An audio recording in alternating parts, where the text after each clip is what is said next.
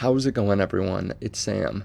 We have a couple of things that are actually really crazy, and I know I throw that around a little bit, but last night I thought, wow, these three things, like in a row, seem just absolutely insane to me, or at least very, very unlikely.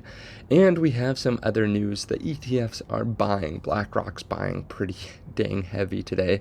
So I want to cover this. If you don't mind, hit subscribe, turn on the bell notification underneath the video so you can see future videos like this.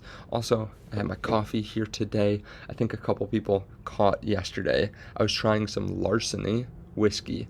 A couple people pointed that out to me. I wonder, has anyone tried that? Let me know down below in the comment section. And as you can tell, in a bit of a different setting, this is the other setting away from the car setting that I've been using over at the cottage. But yeah, this should be an interesting week. And if you don't mind to, hit the like, hit the subscribe. If you want to trade crypto, and as I've said, like, I am up significantly on some of these positions. If you want to trade crypto, there are links underneath the video where you can start trading on Margex. You don't need a VPN. You don't need a KYC. You can start trading today and start amplifying your returns. But of course, know what you're doing. Make sure you understand what you're doing. As you can see, Bitcoin holding well above that 200-day mark, and that 200-day moving average. You can see we kind of got rejected by it here. That first time that we tried to cross it, we wicked above it, then came back down. But now we actually closed above this 200-day, which is bullish. I would love to see us make another push for like the mid to upper 60s. As you can see here, though, there was a big day for the Bitcoin ETFs. BlackRock bought 1,345 Bitcoin, $85 million worth. Fidelity, $64 million. ARK, 24 million, Bitwise, 42 million. As you can see, 4,000 Bitcoin bought, almost 10 days worth of supply, a cool $250 million. So pretty good. This is double the average day so far. And we'll go through this later, but Grayscale actually had an inflow. What do you know? They had an outflow from their Grayscale Bitcoin ETF, but their Grayscale Mini actually was more, their inflow was more than their outflow. So that's pretty bullish as well. Obviously a large flow, most likely because of what Jerome Powell said yesterday, really signaling lower rates in the future. As you can see from a different view here, 252 million versus 65 million the day before, 39 million, 88, 62, 36, 11, negative 81. So yeah, this is the best day in a while. Keep in mind too, this used to be crazy. Like, this used to be a crazy thought that we would have Bitcoin ETFs. This was number 5 on Mad Magazine's 20 Dumbest Things of 2013. Fake, the Bitcoin issue, the Winklevoss twins, with an idea even Mark Zuckerberg wouldn't bother to steal. This is hilarious. This is 11 years ago. They're getting roasted for talking about Bitcoin ETFs. And now we have them. And BlackRock, Larry Fink, we have Fidelity. They're all swallowing up, hundreds of millions of dollars, billions of dollars, tens of billions of dollars of Bitcoin. Now, just a reminder that sometimes things get censored. Just a little snippet here that we should pay attention to. Simply Bitcoin got labeled as harmful and dangerous and taken off of YouTube, just like that. They removed the channel from YouTube. Now, I got a warning recently for one of my videos, and it got taken down, and I got a warning that what I was doing was harmful and dangerous. So if you want to go follow me on Twitter, I'll leave a link to it underneath the video.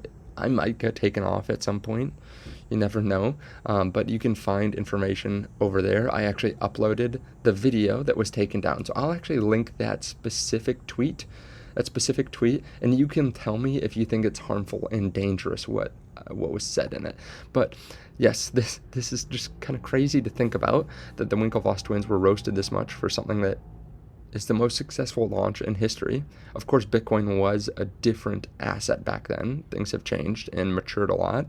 This is also insane. Chimp Zoo says this is effing insane. Bitcoin pumped $5,000 today, and funding rates are still negative on everything. You can see that down here. It means shorts are outnumbering longs. They are actually paying to keep their position short. And I saw someone else say they're shorting all the way up. as Bitcoin's spiking, people continue to add to shorts, which is nuts to think about. But yeah, some people really do think we're heading into recession, or think that this is just going to fake out and fall right back down. But that's how you get large moves to the upside. That's how you can get these kinds of 1,000% gains, 600% gains, is because shorts get liquidated and because of strong spot buying as well. Like I said, the Grayscale ETFs actually saw a $50 million inflow. Of course, they saw a $36 million outflow as well. But yeah, inflows all the way around, swallowing up Bitcoin wherever they can get it. DXY falling as well, down to 100.6, kind of at support region, or support area there. But it should be really fun to watch this coming week. We have the DXY falling. We have PCE coming in Friday. So the expectation is 0.2%, which would be year over year 2.5%. Core is expected to be 0.2%, and then the year over year 2.7%. So it will be interesting to see what comes up, what inflation numbers look like. But overall, I think we're sitting in a good spot. Let me just take a sip of coffee here. It is early here. I said this a couple months ago. Everyone is upset because of the price action. Actually, I've said this for like the last 6 months. Everyone's upset at the price action, but the fact is, if you just look at Bitcoin from a fundamental standpoint, this is the best it's ever been. And also, I don't think you could have asked for anything else, anything more bullish, right? Like, name me one thing that could happen that hasn't happened. Okay, now name me a second thing. Like, we have major institutions buying Bitcoin. We have politicians, like the presidential candidates, putting Bitcoin on their platform, going to Bitcoin events. We have what looks like, it looks like we have evaded a recession. It looks like it, even if they manipulate the numbers a little bit. It looks like we're evading it, and things are probably just going to get printed into oblivion. That's number 4. We're seeing massive amounts of liquidity injected into the system. We're already seeing that now. Not in the US so much, but we're seeing that in global liquidity. It's spiking up. So we have those 4 things that are all massive. We also have a reduction in overhangs, which is hard to tell until something happens and there's some news about it, that there even is an overhang a lot of the time. But like Mt. Gox distributed Bitcoin. FTX is going to actually distribute cash. They sold a lot of crypto already to then distribute cash for them people to buy back in. We also have, what other things have happened? All the collapses have kind of fizzled out. We had Germany selling a bunch of Bitcoin. A lot of negative catalysts are past us. And now we just have what looks like the fun part. So yeah, this is going to get effing insane, as Chimpsu says, especially if people continue to short the market, because then we're going to have short squeezes where things move up very quickly. It gets people's attention. Money follows money. So if people start making a lot of money, more people will feel the FOMO. I see like 2 different options here, or 2 different scenarios. One is the retail side, where your next door neighbor makes a lot of money on Bitcoin or some altcoin, and then tells their next door neighbor or you about it, and then you feel the FOMO, and then you buy in. That might be good for smaller altcoins, right? The other side is I see the FOMO happening with wealth advisors. Let's say Bitcoin does really well the rest of the year.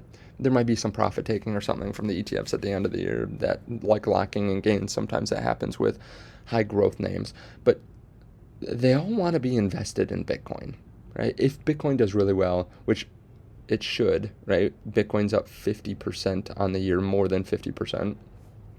If it does really well, people are going to be asking, why aren't we invested in this? Or like, how are we going to outperform the ETF next door, or the hedge fund next door? They got a 42% return, or probably more likely like a 25% return, and we only got an 18%. S&P 500's up 18% already, which is crazy. But how are we going to outperform that one? Well, we're going to have to buy Bitcoin. Maybe we'll even have to buy more Bitcoin. So they're going to FOMO in after each other. So it's going to be interesting. Let me know your thoughts on this underneath the video. Again, if you want to try out Margex, you can try it out right underneath, top link. And if you want to go follow me on Twitter and see that video that was labeled a little bit too much for YouTube, you can check that out. Just be careful out there as well. Thank you so much. I appreciate it. I'll see you all in the next.